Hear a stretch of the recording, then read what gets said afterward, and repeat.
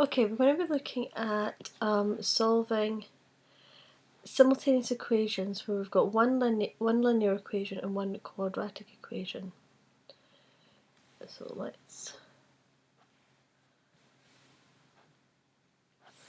change colour of my pencil because I don't see anything otherwise.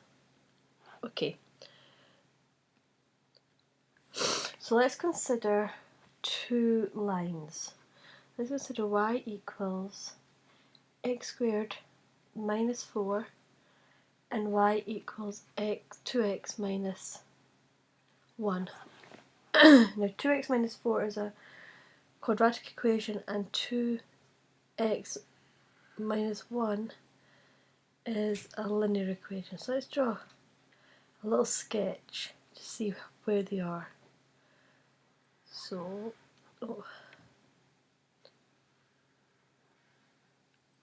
so this is x squared minus 4.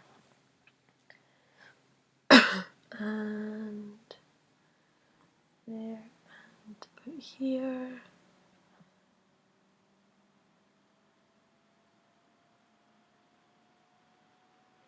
Too bad. 2x minus 1, where this point here is minus 1 minus 3, and this point here is 3, 5. So the solution to the simultaneous equations where we've got x squared minus 4 and 2x minus 1 would be minus 1 minus 3 and 3, 5. For these are the 2 points in which the 2 lines intersect. Okay. Now, how would we go about solving for these? So let's think about these again. So we had y equals x squared minus 4, and we're going to call this equation 1. And we had y equals 2x minus 1, and we're going to call this equation 2. We're going to substitute y from equation 2 into equation 1. So 2x minus 1 is y, and we're going to equal that to x squared minus 4. Now we're going to rearrange to make it into the form of a quadratic equation that we can factorise. So we do that, we'd have 2x, x squared minus 2x minus 3 equals 0. Now we're going to factorise this.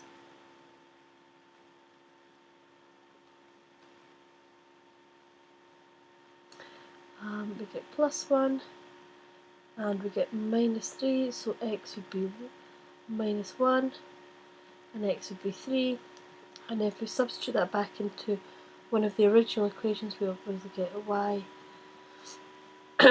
equal to minus 3 and y equal to 5. In general, if we have an equation of the form of ax squared plus bxy plus cy squared plus dx plus ey plus f equals 0, this is a very generalized form of a quadratic equation, where at least a, b, c are non-zero.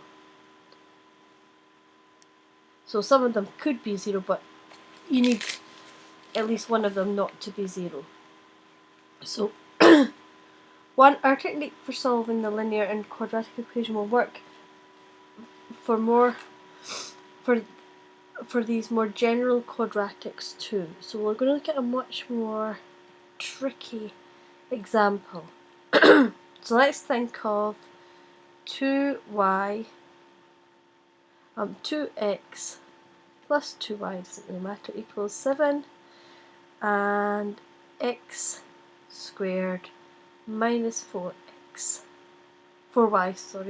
squared equals 8. So now we're going to take this equation and we're going to take this one, take this one here, rearrange it for x. So we'd have 7 minus 2y over 2 would be x from this. And then we're going to substitute this into here. So we would have 7 minus 2y over 2 squared minus 4y squared equals 8. Now I'm going to do it over here. Now let's think about this. We're going to multiply out this, but I'll do it over here just so we can see what's actually happening. Now this is indices, so this is the same as saying 7 minus 2y, 7 minus 2y, and all that would be over 4. So now we've got 7 times 7 is 49, minus 14y, minus 14y, plus 4y squared, all over 4. And that would be 49 minus 28y plus 4y squared over 4. Now, let's put this back in here. So we'd have 49 minus 28y plus 4y squared all over 4 minus 4y squared equals 8. Now let's multiply through by 4 to get rid of that 4. So we're going to have 49 minus 28y plus 4y squared. 4 times 4 is 16, so it's minus 16y squared equals 32. We're going to rearrange everything, bring it all into one side. So we'll have 12y squared plus 28y minus 17 equals 0. Now if we now factorise this, 6y plus 17, 2y minus 1 equals 0, and that would give us y equals minus 17 over 6, or y equals a half. Now we take these, slot them back into one of our original equations to find x equals 19 thirds or x equals 3. Now we could also do it the other way around. Let's look at that. So let's this time say, I'll write the equations out again so we can remember them. So we have 2x plus 2y equals 7, and we had x squared minus 4y squared equal 8. So we can do it the other way around. So we can say 2y equals 7 minus 2x. Now let's look at this bit here. Let's take it out here, we're going to look at it. 4y squared. That's the same as saying 2y all squared. And look, we've got 2y here. So we can slot this into here. So we'd have x squared minus 7 minus 2x all squared equals 8. Now we're going to factorise that out again. I'll do it over here. The reason I'm taking out to do the expanding the brackets bit, is I just don't want to get myself losing positives or negatives. I want to keep it all clean, so to minimise the risk of mistakes, because I'm looking ahead to this negative. Everything here is going to have to, you have to remember to negative it with this. So 49 with minus 28x plus 4x squared. Let's put it back in. So with x squared, now this minus is going to multiply through by minus 1, so it's going to be minus 49 plus 28x minus 4x squared equals 8. Now we're going to, it's going to be minus 3x squared, and